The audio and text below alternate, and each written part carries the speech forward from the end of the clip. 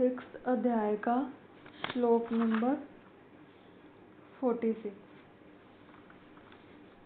इसमें कहते हैं, तपस्विभ्योऽधिको योगी ज्ञानिभ्योऽपि मतोऽधिकः कर्मिभ्यश्चाधिको योगी तस्माद्योगी भवार्जुन।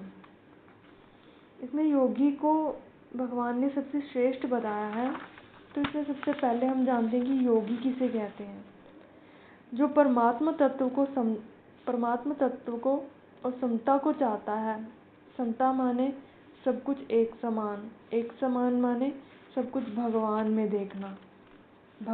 देखना और भगवानमय देखना, और राग द्वेष हर्ष शोक आदि द्वंद्वों में नहीं फंसता, वह योगी है। मतलब हर समय अपनी बुद्धि को ज्ञान योग द्वारा परमात्मा में लगाए रखता है, परमात्मा तत्व के चिंतन के द्वारा कि सब कुछ भगवान है और सब कुछ भगवान में है, और जो मैं कर रहा हूँ वह भगवान के लिए कर रहा हूँ। इसमें उसकी कोई भोग वृत्ति की इच्छा नहीं होती। सबसे बड़ी बात, जिसमें इच्छा नहीं है कोई अपने भोग के लिए, अपने शरीर के लिए, वो योगी, वो अपनी सिर्फ आत्मा के आनंद के लिए परमात्मा से प्रेम करता है। तो इसमें कह रहे हैं कि तपस्वियों से भी योगी श्रेष्ठ है। ऐसा क्यों कह रहे हैं? क्योंकि तपस्वी जो है वो रिद्धि सिद्धि आदि को पाने के लिए जो भूख प्यास सर्दी गर्मी आदि का कष्ट सहते हैं, वे तपस्वी हैं। इन सकाम तपस्वियों से परमार्थिक रुचि वाला, ध्येय वाला योगी श्रेष्ठ होता है। तो इसलिए इसमें योगी को श्रेष्ठ बताया है, क्योंकि चाहे वो तपस्या कर रहा है और इतने योगी से अधिक कठिनता सह के वो अपने ध्येय को पाना चाहता है। मतलब ध्येय जो संसारिक उसने फोकस किया हुआ है, सकाम, तो वो उसको पाना चाहता है, इसलिए उसको श्रेष्ठ नहीं बताया। तो आगे बताते हैं, ज्ञानियों से भी योगी श्रेष्ठ हैं। ज्ञानी कौन होते हैं? मतलब शास्त्रों को जानने वाले, पढ़ने वाले विद्वानों को यहाँ योगी समझना चाहिए। जो शास्त्रों का विवेचन करते हैं, जैसे कि ज्ञान योग क्या है, कर्म योग क्या है, भक्ति योग क्या है, लय योग क्या है, आदि आदि बहुत सी बातें जानते हैं और कहते हैं। परंतु जिनका उद्देश्य सांसारिक भोग है, वो इन सब को जानने वाले हैं, इन सब का ज्ञान है उनको ये सब, लेकिन मन में भक्ति भाव नहीं है परमात्मा के प्रति। वो ये सब करते हुए भी वो संसार को ही चाहते हैं। ऐसे सकाम शब्द ज्ञानियों से भी योगी श्रेष्ठ माना जाता है। तो अब आगे कहते हैं कि कर्मियों से भी योगी श्रेष्ठ है। तो कर्मी कौन होते हैं?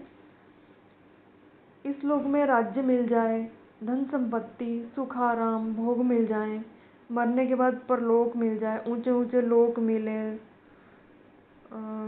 उन लोगों का सुख मिल जाए, ऐसे उद्देश्य रखकर जो कर्म करते हैं, अर्थात सकाम भाव से। वही बात फिर से, संसारिक अपने शरीर के सुख के लिए, अर्थात सकाम भाव से यज्ञ दान तीर्थ आदि शास्त्रीय कर्मों को करते हैं, उन कर्मियों से योगी श्रेष्ठ है। योगी फिर वही जो परमात्मा को पाना चाहता है, परमात्मा तत्व में लीन है, जो संसार से विमुख होकर परमात्मा के सम्मुख हो गया है, वही वास्तव में योगी है। जिसको ये ज्ञान हो गया है, जिस एक दिन जिसके अंदर ये उत्कंठा जगी जानने की कि मैं कौन हूँ, परमात्मा क्या है, और ये सब संसार में ये सब क्यों चल रहा है, हमें कहाँ जाना है।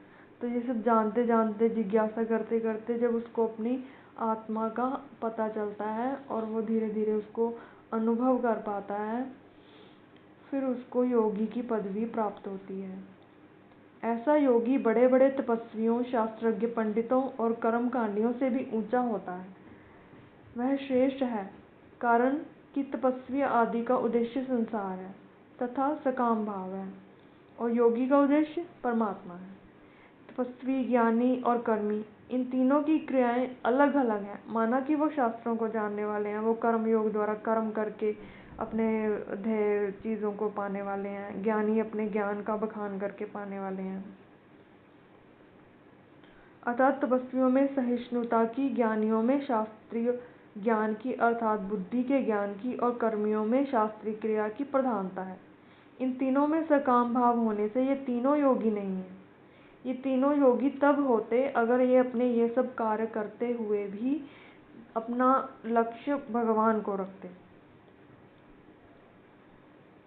इन तीनों में सकाम भाव होने से ये तीनों योगी नहीं हैं बल्कि भोगी हैं। अगर ये तीनों निष्काम भाव वाले योगी होते तो भगवान इनके साथ योगी की तुलना नहीं करते। इन तीनों से योगियों को श्रेष्ठ नहीं बताते, क्योंकि अगर ये परमात्मा भाव में होते तो ये स्वयं ही योगी होते। इसलिए उनको भगवान ने सकाम भाव होने के कारण अलग करके योगियों से बताया है। तस्माद् योगी भवार्जुन। अभी तक भगवान ने जिसकी महिमा गाई है उसके लिए अर्जुन को आज्ञा देते हैं कि हे अर्जुन, तू योगी हो जा, राग द्वेष से रहित हो जा, अर्थात सब काम करते हुए भी जल में कमल के पत्ते की तरह निर्लिप्त रह। वही बात भगवान ने आगे 8वें अध्याय में भी कही। 5वें अध्याय में के आरंभ में अर्जुन ने प्रार्थना की थी, आप मेरे लिए एक निश्चय श्रेय की बात कहिए। जिस पर भगवान ने सांख्य योग, कर्म योग, ध्यान योग की बातें बताई, पर इस श्लोक से पहले कहीं भी अर्जुन को यह आज्ञा नहीं दी कि तुम यह बन जाओ, इस मार्ग में लग जाओ।